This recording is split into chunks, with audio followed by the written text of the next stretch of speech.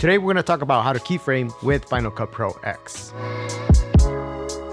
Hey guys, this is Marcos, and in this channel I talk about how to build your brand with video. So if you want to build an influence or become an authority in your field, then consider subscribing down below. So let's get into it. Keyframing can be quite complicated because you can use it in a million different ways.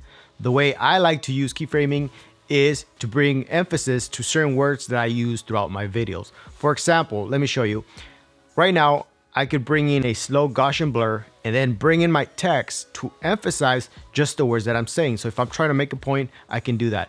Then after I'm done with making the emphasis, I can transition out of that Gaussian blur and come back to me. That's one way of using keyframes to bring emphasis to words. Another way that I've seen and that's very popular is to slide in an overlay and then bring in the words. That way you can keep yourself in the picture, but also bring emphasis to words. So those are the two ways that, I primarily use keyframes myself. And I want to show you how to do this. So without further ado, let's jump over to the computer. Here we are in Final Cut Pro X. This is what I just recorded. So this is going to be very meta.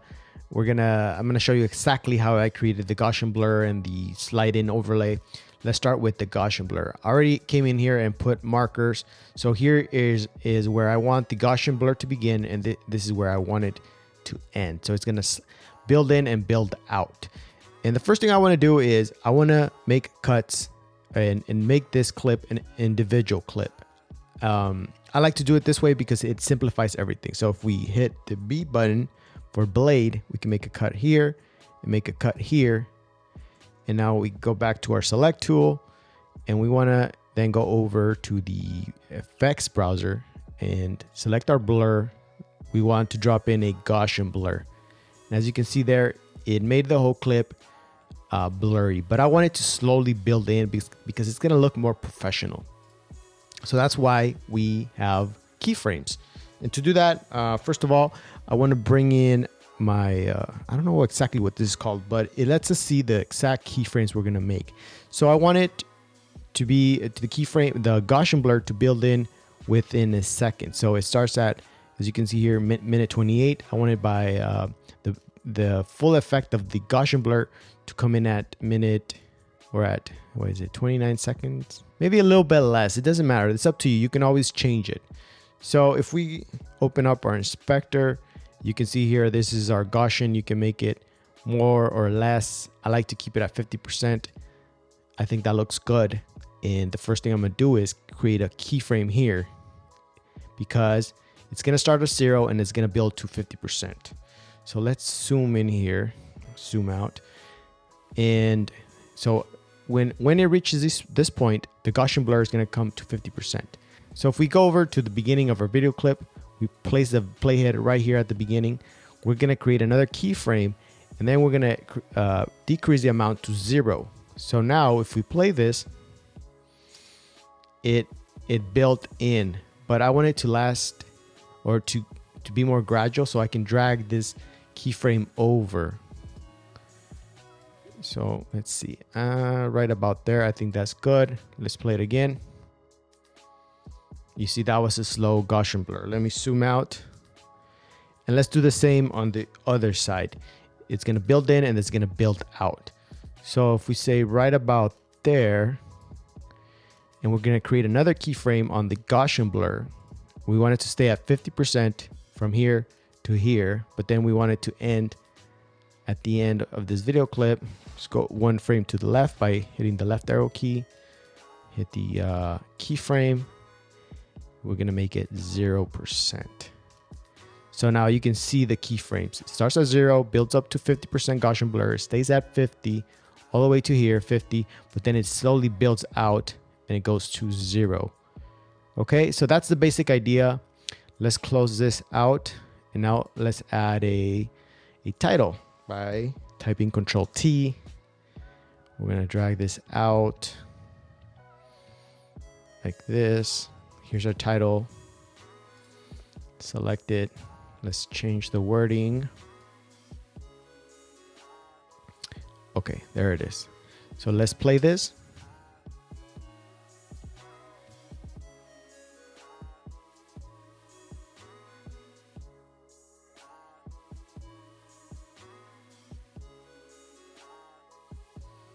Okay, so that's basically the idea. I'm gonna refine this, and I can always change my Gaussian blur. I can move around my keyframe. So if I hit Control V, I want this to end much faster. So I'm gonna change that 50% and the build out to somewhere over here.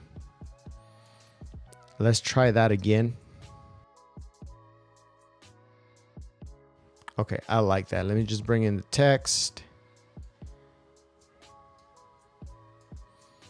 I think that looks good. So we're done with that. Now you know how to do the Gaussian blur. I can always bring more emphasis to the words by making them all capital. Black. That's black. There we go. This is very important.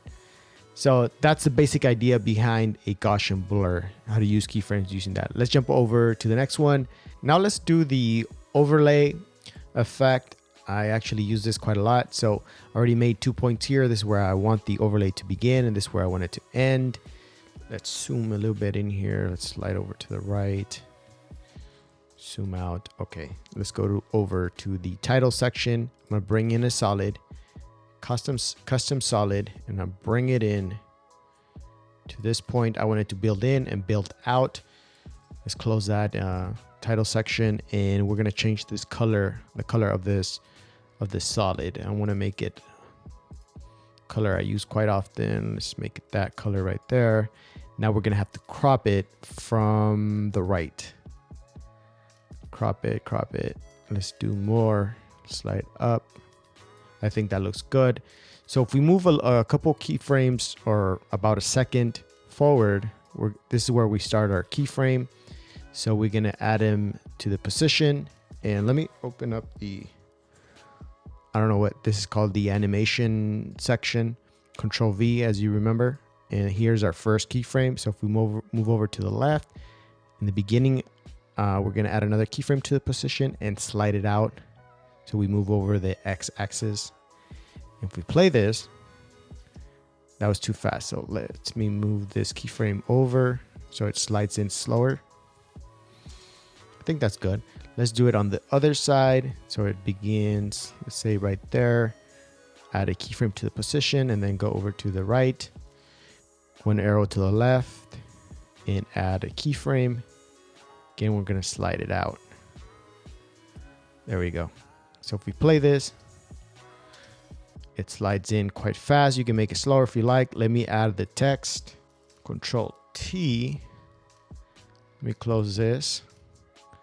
Slide it over to right there. Move the text.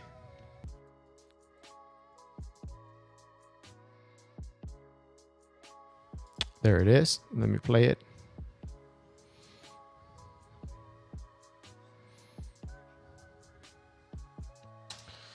So that's pretty much how you do it. I mean, you can always also animate the text. For the sake of time, I'm not going to do that. I can build it in, build it out. You can, you know, there's different ways you can build it in, but otherwise you can just pop it in, pop it out. It depends how much time you want to spend on this. So hopefully this gives you an idea to get started with keyframing and making your words pop in your videos. Please let me know if you have any questions. I couldn't go over everything because there's a lot to learn, but with this basic things, I think you can get started and figure it out on your own. All right. So thank you guys for watching, and remember to subscribe if you haven't already done so, and I'll see you in the next video.